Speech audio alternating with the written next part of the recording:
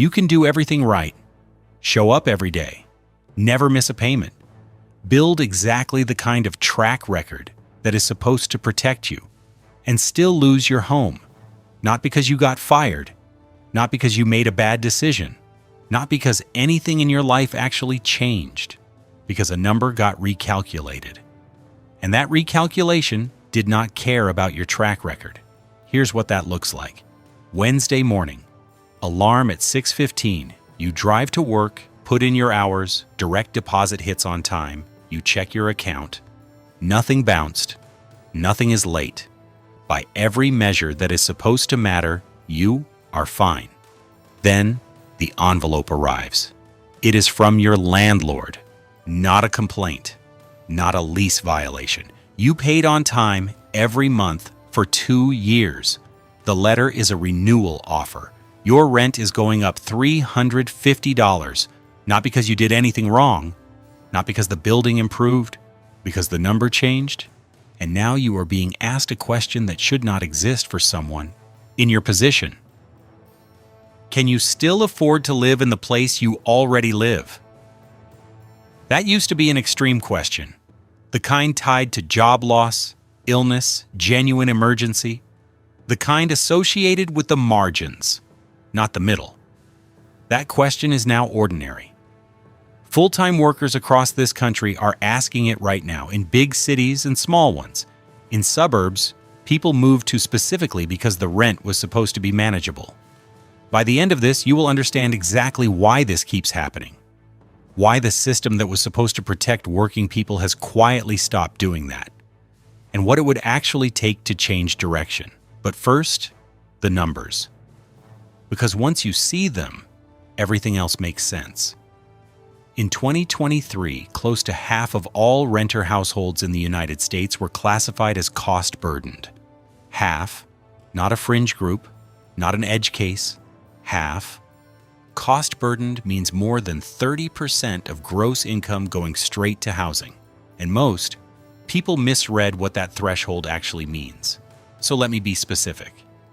30% is not where the crisis starts. It is where the tension starts. You are not in free fall, you are tightening, making trade-offs that are uncomfortable but survivable.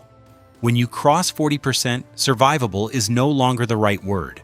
The trade-offs stop being optional, they become structural. You are not choosing between a vacation and savings anymore. You are choosing between savings and groceries, between fixing your car and keeping the lights on. Every unexpected bill is a small emergency because there is no buffer left. When you cross 50%, you are not managing a budget. You are managing a tightrope. One disrupted paycheck, one medical bill, one bad month. The whole calculation breaks apart. And according to Harvard's Joint Center for Housing Studies, record numbers of renters are now in that severe cost burden category, spending more than half their income on housing alone. Nearly half of all renters in this country sit somewhere in that 30 to 50% range, not concentrated in one expensive coastal city, spread broadly across the country, including places people moved to specifically because they thought the math would work there. The math caught up. This is not a story about irresponsible spending. It is a story about what happens when the gap between what work pays and what shelter costs quietly breaks, slowly enough that most people do not notice until they are already inside it. Let me show you what that gap looks like in actual numbers. Take someone earning $49,000 a year, above the national median for individual income. That sounds stable, grounded. The kind of salary that should mean your housing situation is secure. After federal taxes, state taxes, Social Security, and Medicare, that $49,000 becomes roughly $3,100 a month in take-home pay. Not the headline number, the real one. The boundary every decision gets measured against. Now look at rent. A basic one-bedroom apartment in a mid-size metro, no amenities, just clean and functional in a safe area, runs about $1,500 a month, including utilities. Conservative estimate. That is 48% of take-home pay, before groceries, before gas, before car insurance, before a student loan, a phone bill, or a medical copay. Nearly half of every dollar that lands in the account, gone before any other decision gets made. At that ratio, a person is not really living. They are calculating. Every expense runs through the same filter. What has to happen right now and what can wait. And what consistently waits are the things that would actually build stability over time. The emergency fund that never gets started. The car maintenance that gets pushed until it fails. The doctor's appointment that becomes a larger problem 6 months later. The emergency fund is the first casualty, because saving requires margin. And the margin is gone. This is financial compression. Not a dramatic collapse, not anything visible from the outside. A quiet, sustained narrowness. And for millions of people, that is just a normal week. Take a breath here, because the next part is where it gets harder to see. From the outside, someone in this situation looks fine, shows up reliably. Bills are paid, lights are on. Nothing signals that the budget has been running without a safety net for over a year. The crisis is interior. It lives in the spreadsheet, in the low-level anxiety before every bill arrives, in the background awareness that one real emergency changes the math completely, and the breaking point almost never arrives as a single event. It accumulates. The renewal letter hits, $350 more per month. Car insurance goes up at the next billing cycle.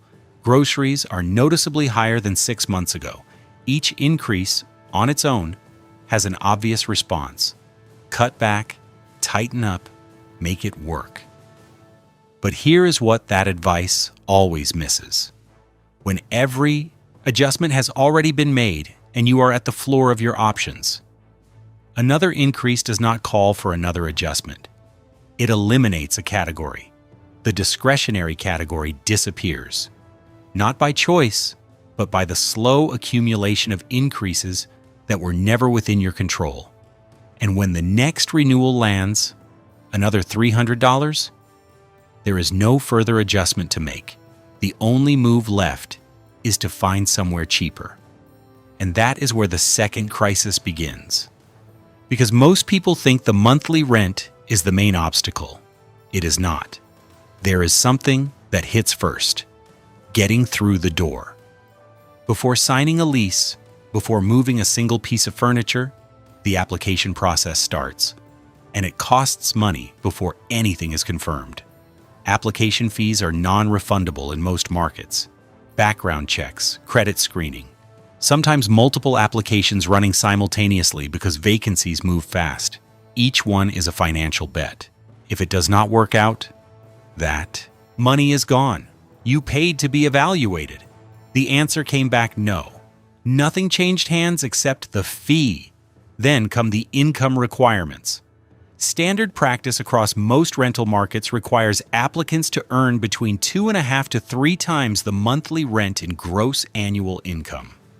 At $1,500 rent, qualifying at 3 times means proving you earn $54,000 a year. At $49,000 gross income, you do not qualify. The unit that is actually affordable on a month-to-month basis is a unit the qualification system says you cannot have.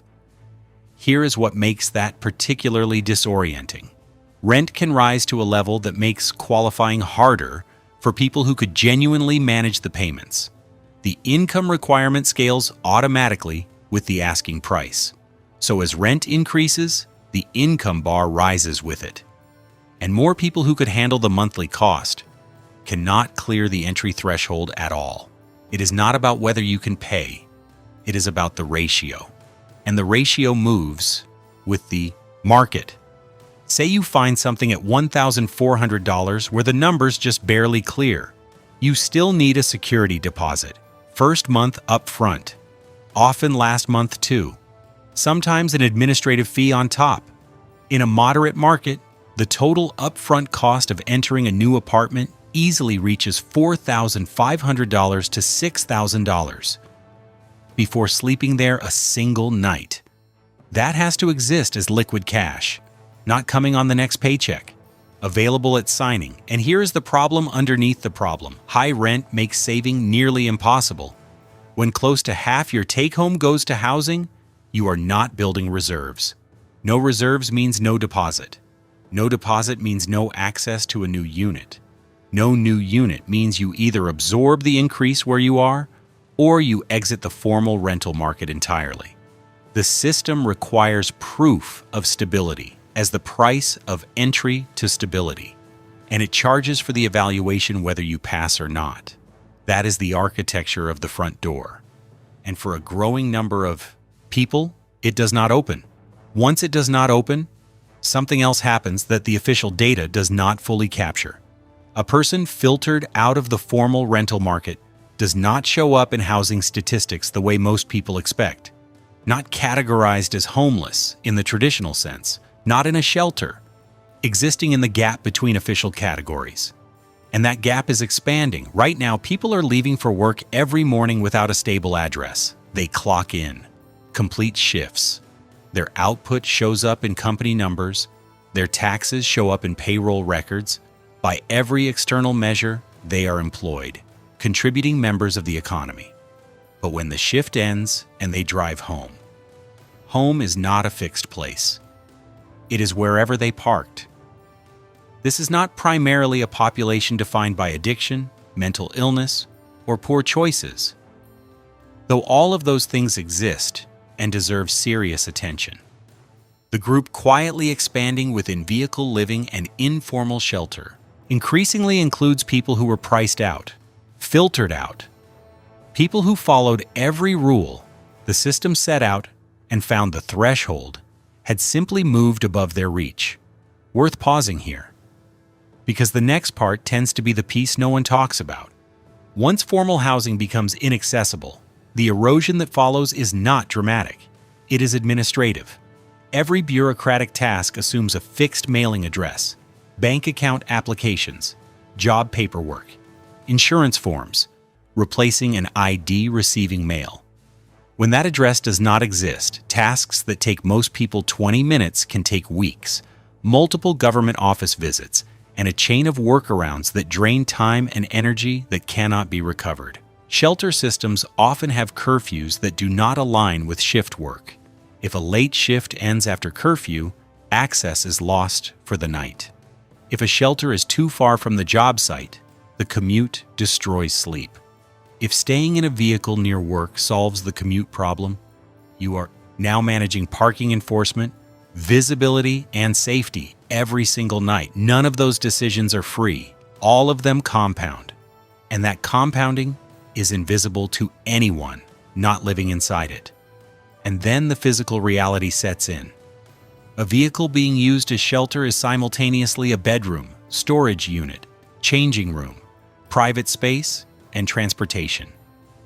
Those functions were never designed to coexist. They compete for the same limited square footage every hour of every day. Belongings get reduced to what fits. Privacy becomes something you manage. Every basic function, eating, resting, getting dressed, has to be negotiated inside the same confined space. Sleep changes first. When location security depends on things outside your control, rest becomes conditional. You do not sleep deeply when a knock on the window could come at any hour. Sleep is light. You track where you parked, when enforcement runs, how long you can stay before drawing attention. Deep, restorative sleep becomes something that used to happen. Fatigue becomes the baseline. Decision fatigue follows immediately. Nothing is automatic anymore. Every morning requires planning. Where to shower, where to charge a phone, where to park that night, how much fuel remains, and how far it needs to stretch. Small decisions that once happened passively, the invisible infrastructure of a stable home, now have to be made consciously, every single day. When that bandwidth gets consumed by logistics, there is less available for anything that could actually improve the situation. Stability used to be passive. You closed a door, and the environment settled around you. Now stability is active. Constant management. You are not resting. You are maintaining. Temperature becomes a survival calculation. A closed vehicle in summer sun can become genuinely dangerous within minutes. In winter, insulation, warmth, the physical endurance required to sleep through persistent cold. None of this appears in economic reporting on the housing market. And yet this population is working, showing up, contributing to productivity numbers. They are in the labor data. They are not in the housing security data. Now here is where most coverage of this issue stops and gets it wrong. It frames this as individual misfortune, bad luck, personal decisions that went sideways. But individual misfortune does not scale to nearly half of renter households. And here is the part most people genuinely do not know. The fastest growing segment losing housing stability is not the unemployed. It is the employed. To understand why, you have to understand what housing has actually become in this economy. For most of the 20th century, housing functioned primarily as shelter. Prices were anchored to what local workers could actually pay. When rent outpaced local wages, demand softened. When demand softened, prices corrected. The market had a self-regulating mechanism, imperfect, deeply unequal in many ways, but functionally tied to local incomes. That connection has been restructured. Housing in the 21st century works simultaneously as a financial asset. And when something serves two purposes, one tends to win. The investment function wins consistently. Here is the straightforward reason why. When a property is held as an asset, the goal is yield, return on investment, consistent revenue. In that framework, rent is not just a payment covering costs. It is the revenue line of a business. Optimizing revenue means keeping it as high as the market will bear, not as low as affordability requires. Lowering rent is not a neutral act in an investment framework. It is a reduction in return. It requires portfolio justification, not moral justification. No coordination between landlords is required to produce this outcome. It is simply what happens when investment incentives get applied to a basic necessity. The incentive is charge what the market will sustain. The market frequently sustains more than workers can afford, and that gap has been widening for years, but it has widened faster than most people realize. For a specific reason, most housing conversations skip entirely. The Department of Justice in recent years has pursued antitrust action related to algorithmic rent pricing platforms.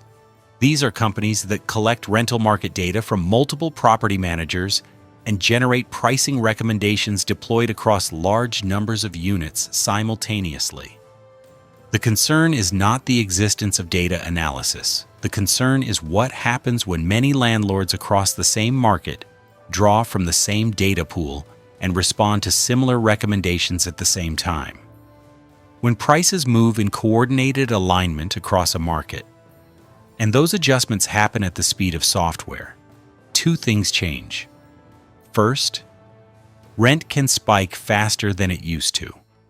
A renewal increase that once took months of market observation to justify can now be generated algorithmically within a single pricing cycle. Second, downward pressure weakens. When comparable units in an area all reference similar pricing signals, there is less incentive for any individual landlord to price below that signal. The natural competition that once created negotiating room gets thinner. Wages move at human speed. Rent can now move at software speed. When those two things are on a collision course, the gap between them widens faster than it ever used to. And working households feel that gap in their bank accounts long before any study confirms it. So what actually happens? Because the system does not collapse visibly. It separates, quietly.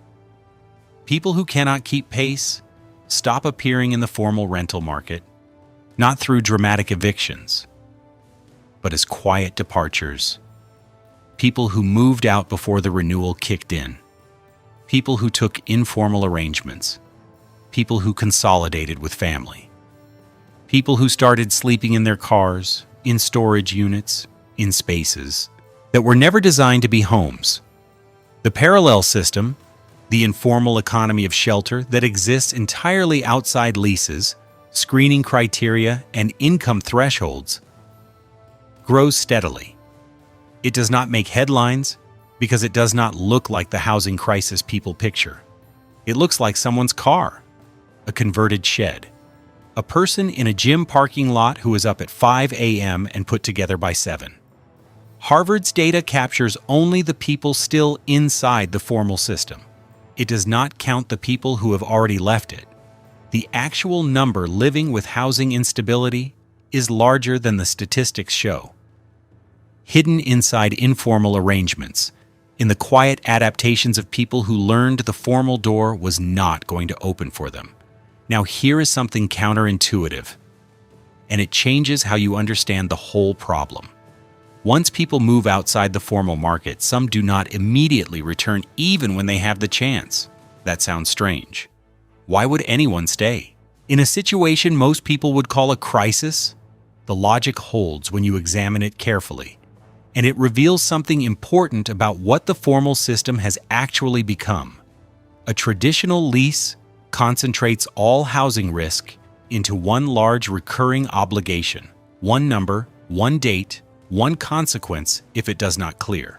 Miss rent and the sequence starts fast. Late notices, formal warnings, legal proceedings. The entire weight of housing stability rests on a single monthly payment, with a razor-thin margin for error.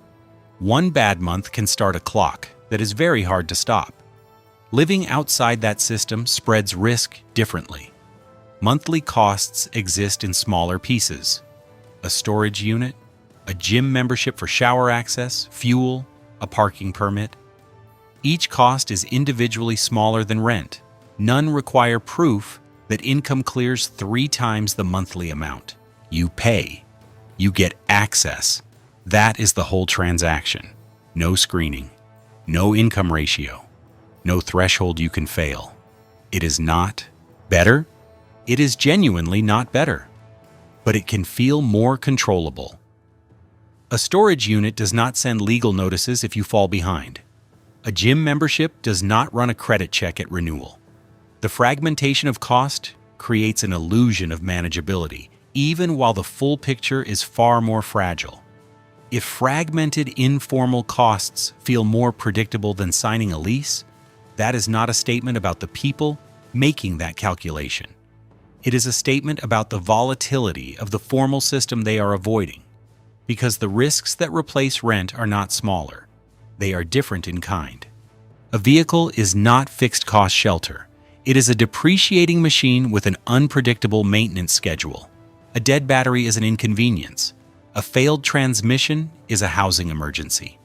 When shelter depends on an engine, every mechanical failure carries weight that goes far beyond the repair cost.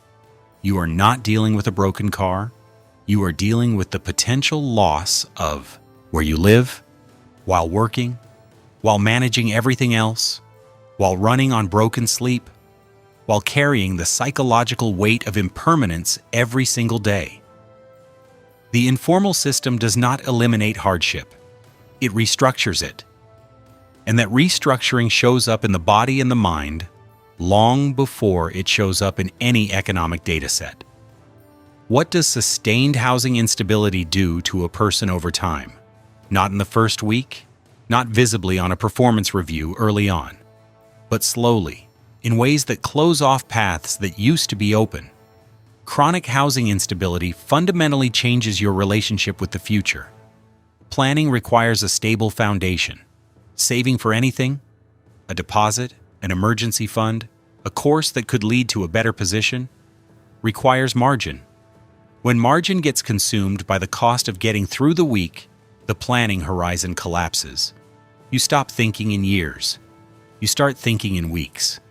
Not because you are not capable, because the demands of the situation require constant, immediate attention. and there is no bandwidth left for long-range thinking. Risk tolerance shifts too. Opportunities requiring upfront investment, time, money, or simply the stability needed to apply for something and wait, become practically unreachable. The compound effect of small stability deficits, stacked over months and years, is that opportunities narrow. And as opportunities narrow, the path back into formal housing gets harder, not easier. This is the loop. Unstable housing erodes savings. Eroded savings block deposits. No deposit access keeps you out of formal rentals. No formal address limits what you can apply for. Limited opportunities cap income growth. Capped income makes formal housing harder to requalify for, and the loop tightens. From the outside, someone inside this loop can look entirely functional, employed, reliable, managing. But the system that is supposed to enable upward mobility is applying friction at every stage, not because of anything about the individual, but because of how the structure responds to instability once it begins. Because the visible markers of stability are still present, showing up, keeping the job, being reliable. The structural trap underneath stays invisible. Society does not organize emergency response around people working full-time and housed in their car. The category does not fit the image of crisis that policy and charity are built to address. So the population in the gap stays in the gap, largely unseen, largely uncounted, largely unaddressed. So what actually changes this, not philosophically, structurally? What actually moves the needle? This is a convergence.